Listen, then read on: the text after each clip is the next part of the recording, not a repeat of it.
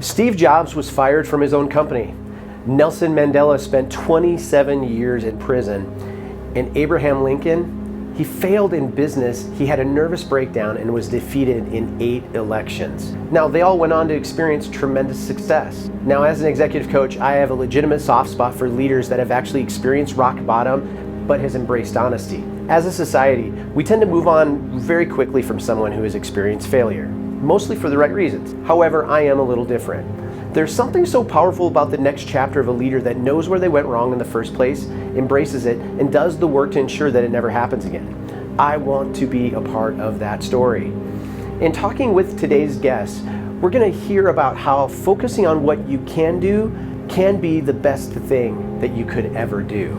Welcome to the Level Up Leader Podcast. I'm your host, Michael King. I'm an executive coach and founder of Teams.Coach. I work with C-level leaders to clarify, to expand the vision and elevate performance and elevate their leadership. On today's podcast, I am joined by Miles Welch. Miles Welch is a leadership coach with amazing experience in business and in the church. I've been Miles' coach for close to 2 years, and I've seen him triple the size of his business and income over the time that I've actually worked with him. But more importantly, I've seen Miles' life transform, and I see the effects of that in the leaders that he serves. So everyone, please welcome Miles Welch to the Level Up Leader Podcast.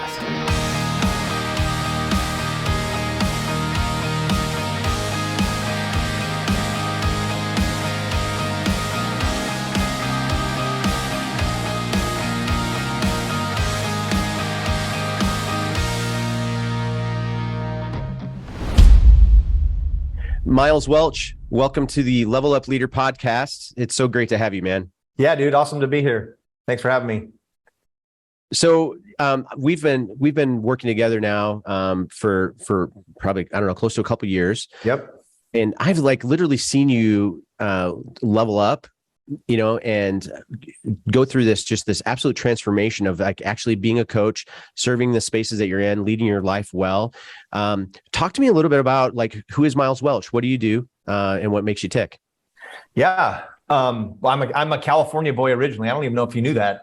And came over to Atlanta in 2001 and took a job actually at a church out here, a big old church that I worked at for 20 years and transitioned into coaching after that. And dude, I'm I was always more of a leader than a pastor, even when I was in the pastor space. I wasn't the dude you wanted showing up at your in the hospital. That wasn't me.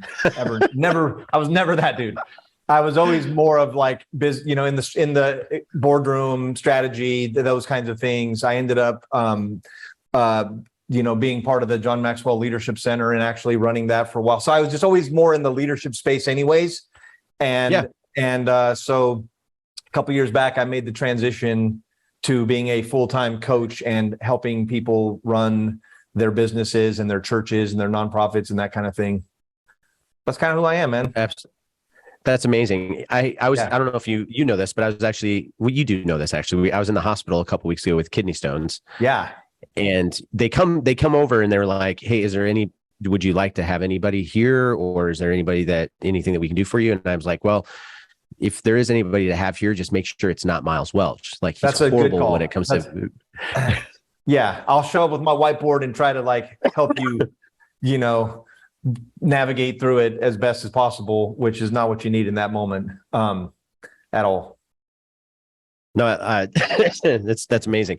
Now we come from similar backgrounds a little bit. We've, I was in ministry for a couple decades. You were there as well.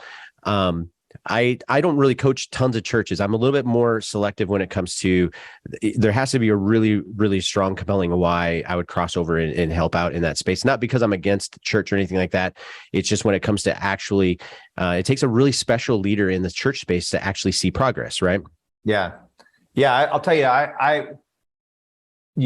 as my coaching practice grows, I get to be a little more selective also. And the leaders that I want to work with in the church are building tomorrow's church.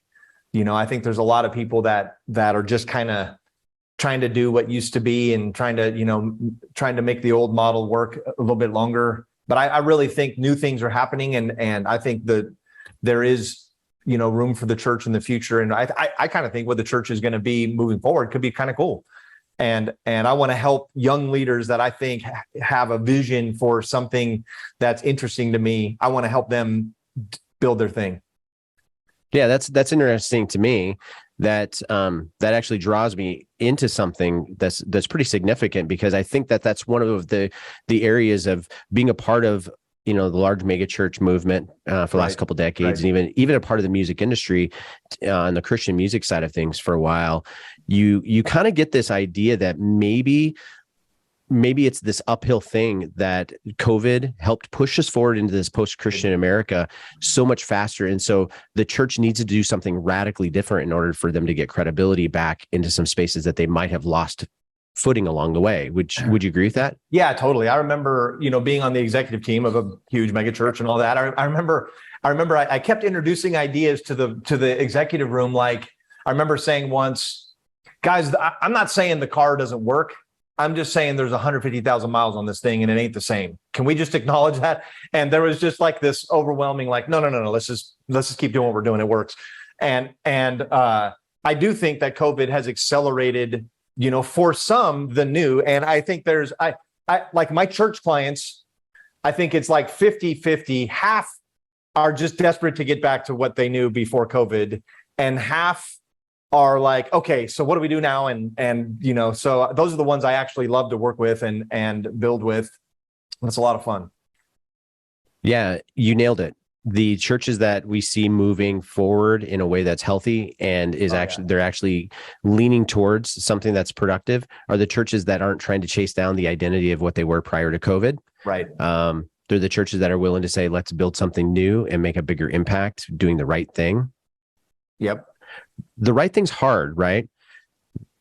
The right thing causes you to actually recognize that something was wrong in the first place, and that you have to reevaluate and decide true values and true identity and true mission. Right. That gets complicated, doesn't it?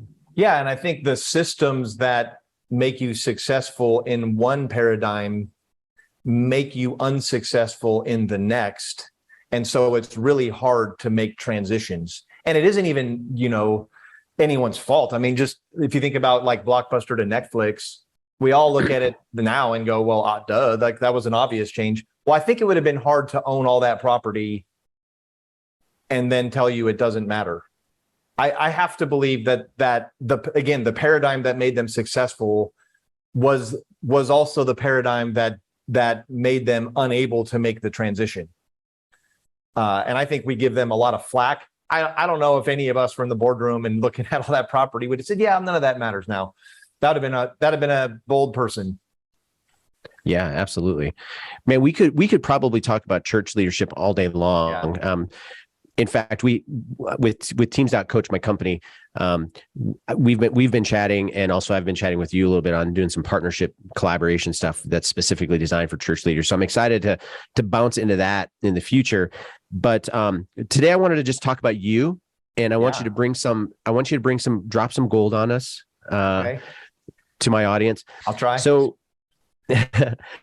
at some point in time, you decided there was something that happened within your life, and then you decided, I have to level up my leadership before I can actually make an impact elsewhere.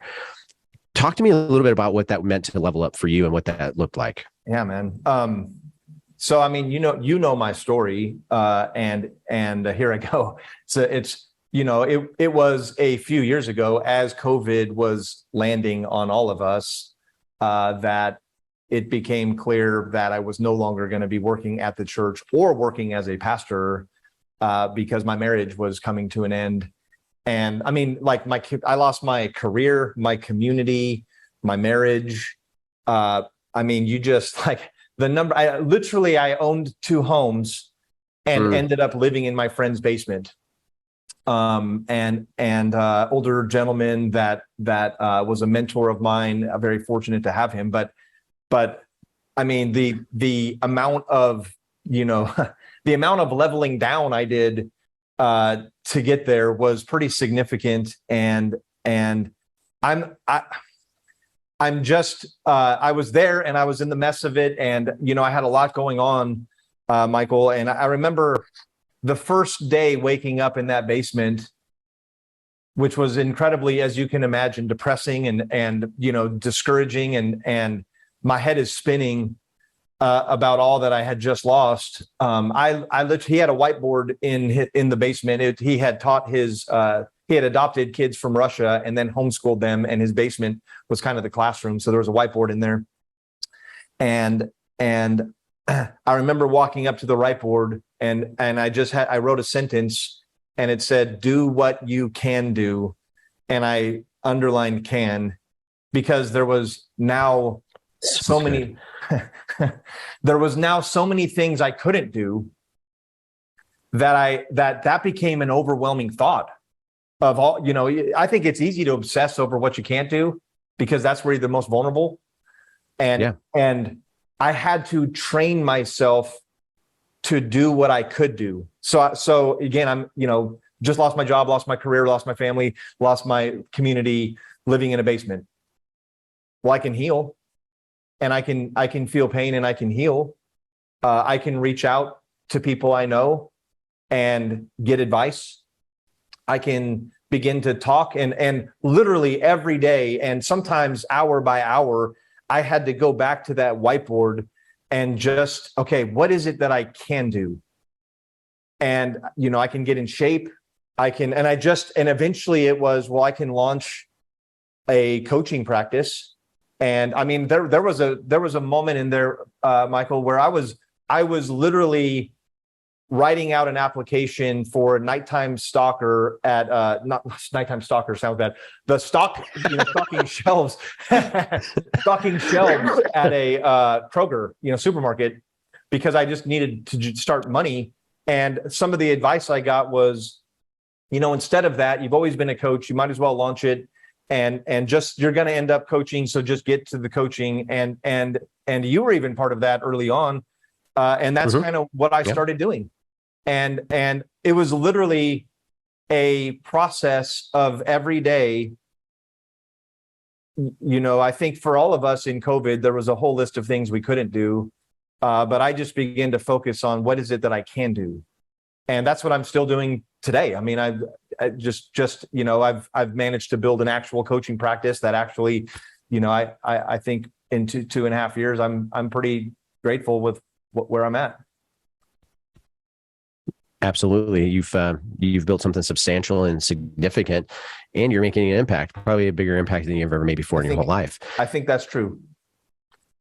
I love the statement of do what you can do. I went through a similar process, different circumstances, but very similar outcomes and similar process, and getting up and waking, and just realizing that you have to put one foot in front of the other, and you have to move towards the things that are fruitful and possible and that serve you the best. Because before you can make an impact anywhere else, you have to be able to lead yourself better than you've ever led yourself before. And if you focus on what you can do grows. If you focus on what you can't do grows.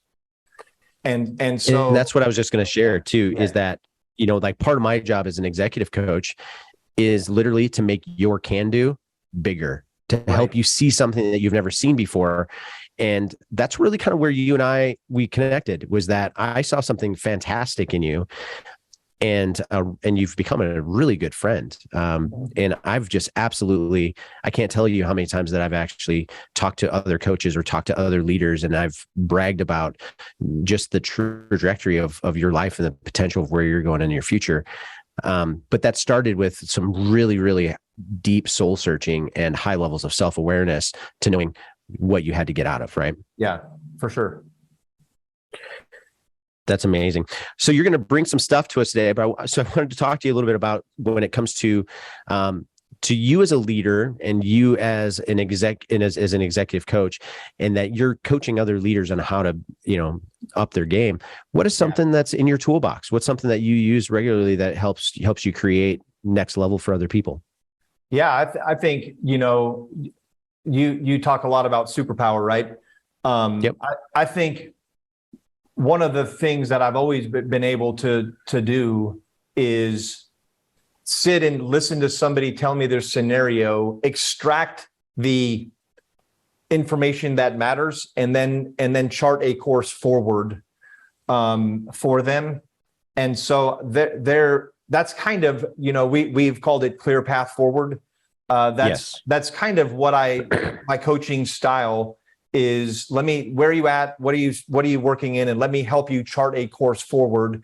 And this has taken on a variety of forms from, I'm working with a lawyer who he's risen as a lawyer to lead other lawyers, but he has no experience leading a team.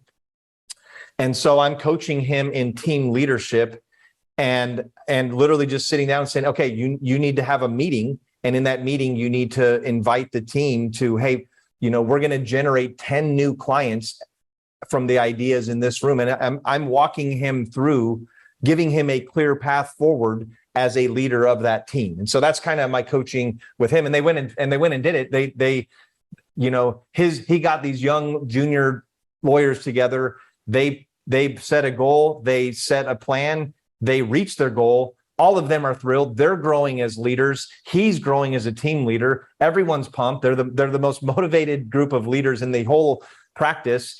And now we're on to, okay, so what's next? And how do we, so I'm helping him chart a course forward for leading his team.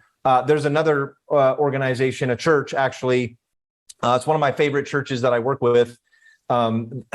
They came to me and said, we have multiple thousand people, but we don't feel like we have a lot of really authentic followers of Jesus. We have a lot of attenders. Mm-hmm. And we don't want to go back to that model. So this is why I like this church, because they're on the new. Like we want something a little deeper than what we had. And so I've been working with them since about Easter to launch so I help them define what do you mean when you say follow Jesus? And then I help them build a strategy to implement that. And they're actually piloting it in the next couple of weeks and then launching it in January. And I'm kind of helping them, again, just chart a clear path forward for them. And that's just what I do. I could go on and on with those kinds of stories. I love that. I do like that. And also on that church side of things, we talked about just that a little bit of that malaise type sickness that churches can feel, or that desire for them to be able to want to be what they were prior to COVID. Right. And so now what you're saying is that you have this client that's literally saying, man, what we recognize is that this is actually a little bit better, but we want to amplify this. Yeah. And I love the leader of that church, because he's old enough to write it out without really changing. And I would imagine there's a lot of security in that thought. And there's a lot of, that I would imagine that could be a really easy decision to make, to just kind of write it out, let the next generation figure out what's next. And this guy just basically said, let's blow it up. Let's start over. What's the future? And I love it. Yep. What is the number one problem that you're seeing right now in organizations and in churches when it comes to leadership? Yeah, the clients that I work with, probably the number one thing I'm seeing, and I think it's residual from COVID and all the changes in everything. If I could put a word to it, it's fear. And here's how it plays out.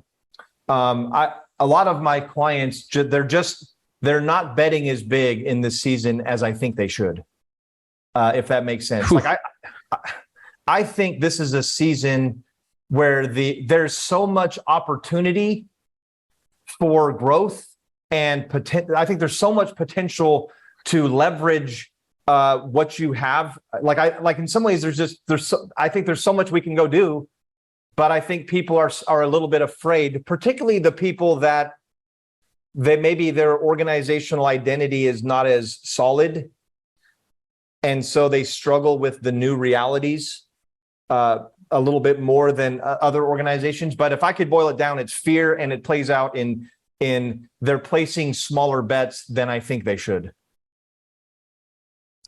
Do you think that's the way it plays out? Yeah. Is that they're making smaller? Yeah. What's the cause of the fear? Like, where's this insecurity coming from? Yeah. To me, I think it's all the changes from that our society has undergone. I think the fear about the economy in the future. I think there's fear I think there's just a lot of there. Our world is not as stable seemingly as it was, and I think there's some residual from COVID and all of that. I think there, not that even COVID is over, but I think there's a lot of trauma that people are working through, and I think a part of that is just it's easy to play smaller bets right now and just kind of play it safe. But I the clients I'm working with, I'm like, man, let's. I think it's a really good time to swing bigger, not smaller. So when it comes to battling this fear, I mean, we recognize that fear and insecurity, that these things are in the water, that this is a huge problem. So what do you do about that? Like, what do you do to try to minimize the effects of fear and insecurity within your life, organization, maybe church? Yeah, I think within an organization, the more clarified your organizational identity and culture is, the more capable you are of handling an uncertain reality. And so I think organizations, even throughout COVID that were in a lot of trouble, they weren't clear on who they were. And then the world changed and there was just too much. There was too much for them. And for me, I think organizationally, there is a need to be very clear on our vision, our values. What is it we're trying to do? What problems in the world are we trying to solve? Who are we trying to become? And the more clear you are, the more capable you are of adapting as the world evolves. Yeah, absolutely. And because I don't think any of us have, I don't think any of us can predict as well as we used to what the future is going to look like. So you need to get really smart about who you are so that you can adapt a lot better. Yeah, there's this level of fear that pops up in you as a leader when you recognize that the thing that you've been doing for so long no longer is actually landing with an audience, or that the audience was never there in the first place. But when you have all these different moments happening, whether it's through COVID or whether it's through social, economical, or political, whatever it is that's like flipping your world upside down, there's this catalyst moment psychologically and emotionally that reminds you that something's different. And then you're able to pause long enough to go, oh, wait, I'm not relevant. And that really freaks people out. Yeah, that's good. So recognizing, number one, is that you were built for something different. And number two is making those changes to be relevant to the thing that you were meant to do in the first place. Right. And not necessarily, if not necessarily identifying yourself through your product, but rather through your value, so that 100% your products can evolve as the world evolves, but your value to, your customer on the other end doesn't necessarily change. Your delivery systems change. Yeah, absolutely. And I think on that same note too, your products and your services aren't your systems and your structures. Right. Exactly. And I think that that's where people started to get freaked out a little bit, is that when I start to feel a little bit insecure about my efficacy or my effectiveness as a leader, there's a tendency that I actually might go back to my office, and there's a huge old whiteboard that's up across the back of the wall of my office. And if I want a good day of just self-therapy, I might not be effective, because what I'm going to do is I'm going to probably come back here. I'm going to look at my systems and my strategies, and I'm going to start to build a new structure. Yeah. To see if I can improve performance for my organization or whatnot. But the first thing I really need to do is I need to ask that question about relevancy and making sure that's attached to my value, and my values as a leader. I think that's really wise, and that's really good, right? Yeah. Well, I'll tell you, in the world of church, if you just think about it, everyone stopped going to church and everyone went online, right? The whole world started going to church online. And so when COVID was all the shutdowns were coming to an end, every church leader is trying to get their people to come back. And some see online church as a problem to be solved because they're thinking small, and fear is just get everyone back. And some see some see it as an opportunity to go reach new people with their message. And it's literally just how small do you think versus how big do you think? And I think fear is the thing that determines whether you think big or small. And that's in scenarios like that in every industry. I love it. Yeah. I'm going to have you on a future podcast. I want to dive in a little bit on some of the things that you specialize in the future. But until then, how would people get a hold of you or find you if they wanted to be able to track down and just network with you? Yeah, I'd love that. I'll tell you, the best way right now is on my Facebook page, Miles Welch Coaching. I also have a website, Teams.Coach. If you're in the church space, that might be more relevant to you. But Miles Welch Coaching is my Facebook page, and you can like that, follow that, and then kind of see, so I have some videos and some content on there, and there's a way to get a hold of me. I'd love to chat. You can message me there. Awesome. And for everybody that's listening, one of the best things that you can do is just to hop on into Facebook and join our Level Up Leader group. Yep. It's free, and actually Miles is actually in that group as well. So all of our content providers are hopping into the community so they can interact with you. So, man, you're a gem. I love working with you, and I love seeing you grow and just absolutely blowing this thing up. So, congratulations on all the success, and I look forward to future conversations regarding leadership. Let's do it. Thanks, man. Appreciate it. So thank you for joining us today on the Level Up Leader podcast. If you enjoyed the episode, consider leaving a review on Apple, Spotify, YouTube, or wherever you get your podcasts. It helps to get the word out. And make sure to like, subscribe, and to follow so you get all of our content. Now, Miles shared a story about waking up and writing on the whiteboard, "Do what you can do." I like the simplicity of this, but also the bold transparency that comes with this as well. So many times it's easy for us to get distracted and only focus on the things that we can't do. Miles also stated that if we focus on the things that we can do, the can-do grows.